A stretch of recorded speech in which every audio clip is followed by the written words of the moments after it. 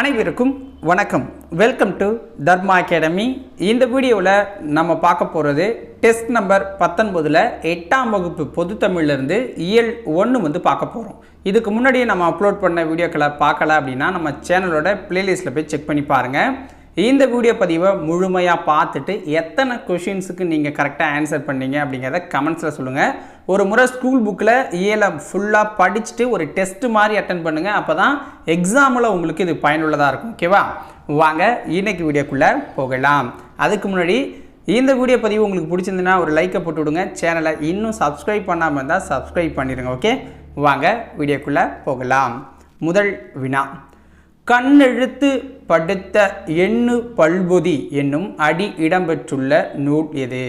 கண்ணெழுத்து படுத்த எண்ணு பல்பொதி என்னும் அடி இடம்பெற்ற நூல் எது?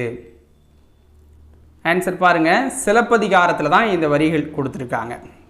இரண்டாவது வினா, சிந்துவுக்கு தந்தை என பாரதியாரை புகழ்ந்தவர் யார்? சிந்துவுக்கு தந்தை என பாரதியாரை புகழ்ந்தவர் யார்?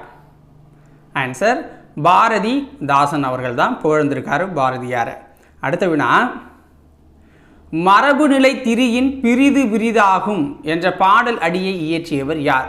மரபுநிலை திரியின் பிரிது பிரிதாகும் என்ற பாடல் அடியை இயற்றியவர் யார்? ஆன்சர் தொல்காப்பியர். அடுத்த வினா, தமிழ் எழுத்துக்களில் மிக பெரும் சீர்திருத்தத்தை செய்தவர் யார்? தமிழ் எழுத்துக்களில் மிக பெரும் சீர்திருத்தத்தை செய்தவர் யார்? ஆன்சர் என்ன? வீரமா முனிவர். ஓகேங்களா, வீரமா முனிவர் தான் அதிக சீர்திருத்தங்களை மேற்கொண்டிருக்காரு. ஸோ அடுத்தபடியாக பெரியார் அவர்கள். ஓகேங்களா, ஸோ இதில் ஆப்ஷனில் வீரமா முனிவரும் பெரியார் இருந்தால் வீரமா முனிவரை டிக் பண்ணுங்கள். வீரமா முனிவர் கொடுக்காம பெரியார் மட்டும் இருந்தால் பெரியாரை டிக் பண்ணுங்கள். ஓகேவா? மேல்வாயை நாக்கின் நுனி வருடுவதால் பிறக்கின்ற எழுத்துக்கள் எது? மேல்வாயை நாக்கின் நுனி வருடுவதால் பிறக்கின்ற எழுத்துக்கள் எது? ஆன்சர் என்ன? இரு இழு அப்படிங்கிற வார்த்தைகள் தான் உங்களுக்கு அப்படி வரும். அடுத்தது, கீழ் உதடும் மேல்வாய் பல்லும் பொருந்துவதால் பிறக்கும் எழுத்து எது? ஆன்சர் இவ்வு அப்படிங்கிற வார்த்தை தான். அடுத்த வேணா பாருங்க, வானம் அறிந்ததனைத்தும் அறிந்து வளர்மதி வாழியவே பாடல் அடியை பாடியவர் யார்? வானம் அறிந்ததனைத்தும் அறிந்து வளர்மதி வாழியவே அப்படிங்கிற பாடல் அடியை பாடினது யாரு? ஆன்சர் பாரதியார். வழாமை என்ற சொல்லின் பொருளை கண்டறி. வழாமை என்ற சொல்லின் பொருள் என்ன? ஆன்சர் பாருங்க, தவறாமை அப்படிங்கிறது தான் அதோட பொருள். அடுத்த வினா, விலங்குகளின் இளமை பெயர்கள் அப்படின்னு சொல்லியிருக்காங்க. புலி அப்படின்னா பரல் அப்படிங்கிறது அதோடைய இளமை பெயர். ஓகேங்களா, பரல் அப்படின்னு சொல்லுவாங்க. சிங்கம் அப்படின்னா குருளை. ஓகேங்களா, சிங்கத்துக்கு குருளை. யானை அப்படின்னா யானை கன்று அப்படின்னு சொல்லுவாங்க. ஆடுனா ஆட்டுக்குட்டி. ஓகேவா? அடுத்த வினா, செந்தமிழே செங்கரும்பே செந்தமிழ் சீர்காக்கும் நந்தா விளக்கணை நாயகியே இந்த பாடல் அடியை இயற்றினது யாரு? செந்தமிழே செங்கரும்பே செந்தமிழ் சீர்காக்கும் நந்தா விளக்கணையே நாயகியே இந்த பாடல் அடியை இயற்றியவர் யாரு?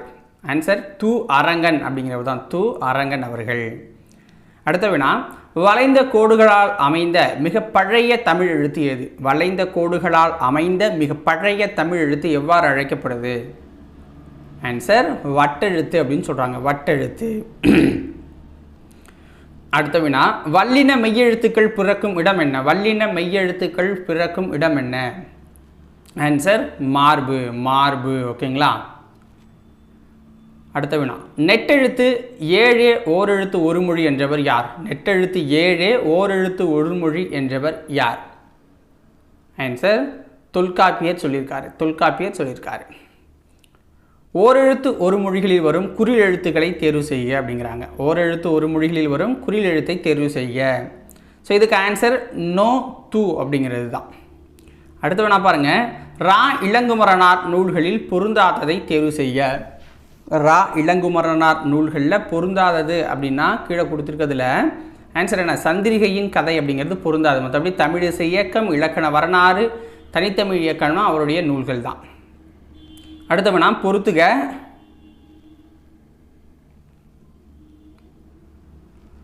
சுவர் அப்படின்னா எழுப்பு அப்படிங்கிற இது வந்துடும். ஓகேங்களா, இலை அப்படின்னா பரி, பால் அப்படின்னா பருகு, பானைனா வனை. ஓகேங்களா?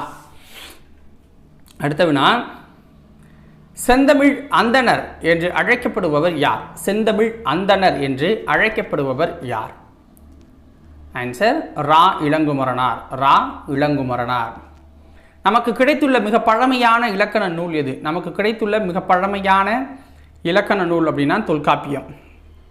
அடுத்த வினா, வாய் திறத்தலாகிய முயற்சியால் பிறக்கின்ற உயிரெழுத்துக்கள் எது? வாய் திறத்தலாகிய முயற்சியால் பிறக்கின்ற உயிரெழுத்துக்கள் அ மற்றும் ஆ. அடுத்த வினா, தொல்லை என்ற சொல்லின் பொருள் என்ன? தொல்லை என்ற சொல்லின் பொருள் என்ன? ஆன்சர் பழமை. அடுத்த வினா, சித்திர எழுத்து என்ற ஆங்கில சொல்லுக்கு இணையான தமிழ் சொல்லை தேர்வு செய்ய. சித்திர எழுத்து என்ற ஆங்கில சொல்லுக்கு இணையான தமிழ் சொல் என்னன்னு கேட்குறாங்க. ஸோ ஆன்சர் என்ன? பிக்டோகிராஃப்.